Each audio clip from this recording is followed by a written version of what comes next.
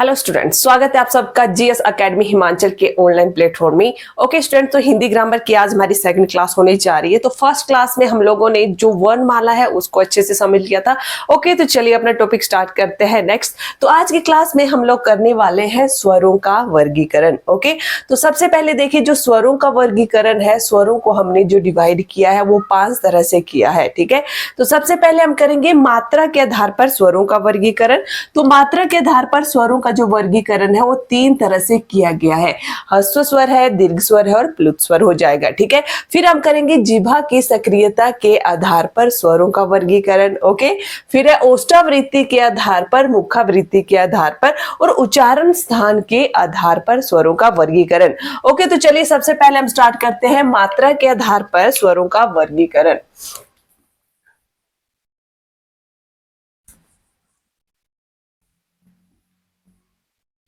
तो मात्रा के आधार पर जो स्वरों का वर्गीकरण किया गया है 3 तरह से किया गया है। पहला आ जाएगा इसमें ह्रस्व स्वर, दूसरा हो जाएगा दीर्घ स्वर और तीसरे नंबर पर हो जाएगा प्लुत स्वर।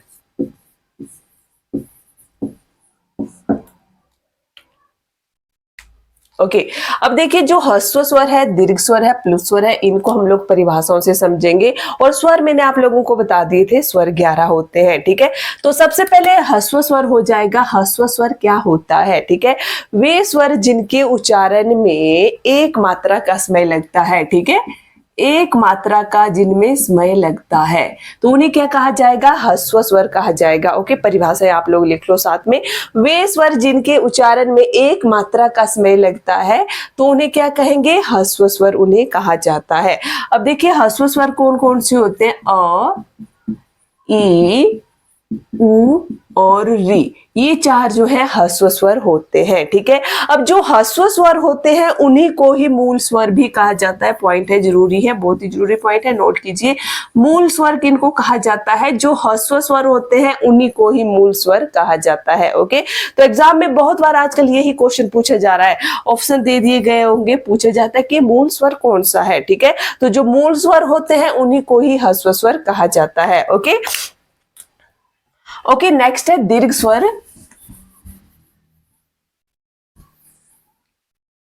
तो दीर्घ स्वर क्या होंगे? वे स्वर जिनके उच्चारण में ह्रस्व स्वर से दुगना समय लगता हो या 2 मात्राओं का समय लगता हो।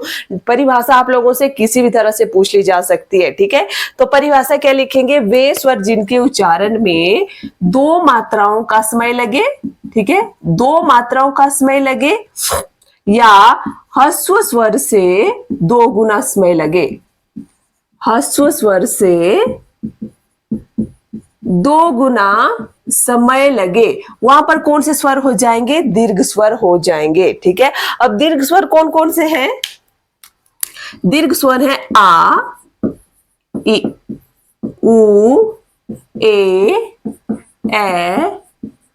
ओ, औ, तो ये हो जाएंगे दीर्घ स्वर। ठीक है, आ, ई, उ, ए, ओ, औ। ओके, तो ये है दीर्घ स्वर। और जो दीर्घ स्वर है इनको भी 2 भागों में बांटा गया है। ओके, तो ये जो दीर्घ स्वर है इनको भी कितने भागों में बांटा गया है? 2 भागों में बांटा गया है। दीर्घ स्वर। ओके, तो इनके 2 भाग कौन कौन से हो जाएंगे? तो पहला देखिए, पहला यहां पर संधि स्वर, संधि स्वर हो जाएगा और दूसरा हो जाएगा संयुक्त स्वर। ठीक है, अब संधि स्वर कैसे बनते हैं? वे स्वर जो सजातीय वर्णों के योग से बनते हैं। ठीक है, तो परिभाषा क्या हो जाएगी इसमें?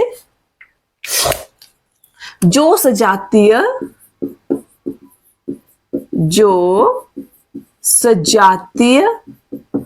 ह्रस्व स्वर आप बोल सकते हैं इनको। ठीक है, जो जातीय ह्रस्व स्वरों के योग से बने, उन्हें क्या कहा जाएगा? संधि स्वर कहा जाएगा। ठीक है, तो देखिए इसमें कौन कौन से होते हैं? आ, ई और उ।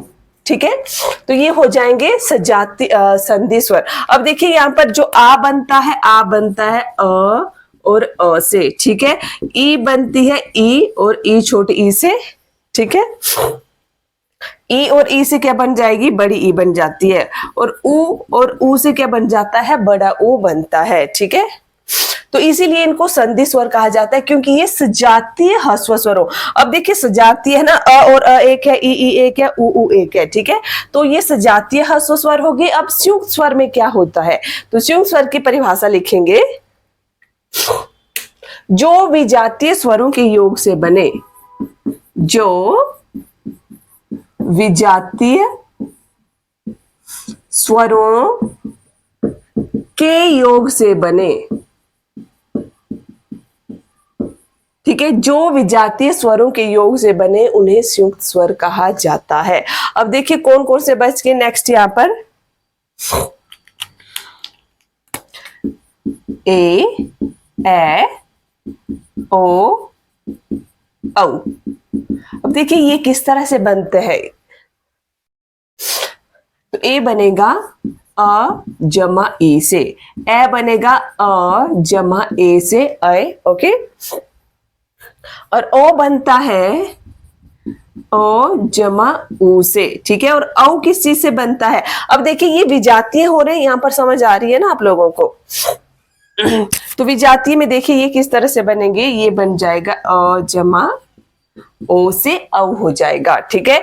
अब देखिए यहाँ पर अ है, यहाँ पर ई है, मतलब दोनों विजातीय हैं, दोनों अलग अलग हैं। यहाँ पर जो आ बन रहा था अ और अ से बन रहा था, ये सजातीय हो रहे थे, यहाँ पर ये विजातीय है, ठीक है। तो विजातीय आप लोगों को पता होना चाहिए संयुक्त स्वर कौन है, संधि स्वर कौन है, सजातीय स्वर कैसे हो गए और विजातीय कैसे हो गए, ठीक है।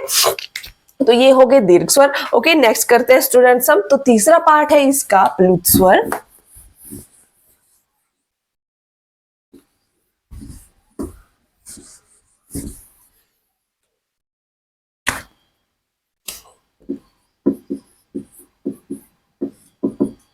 ओके, तो प्लुत स्वर की परिभाषा हो जाएगी, जिन स्वरों के उच्चारण में दीर्घ स्वर से अधिक समय लगता है या 3 मात्राओं का समय लगता है, वहां पर प्लुत स्वर हो जाएगा।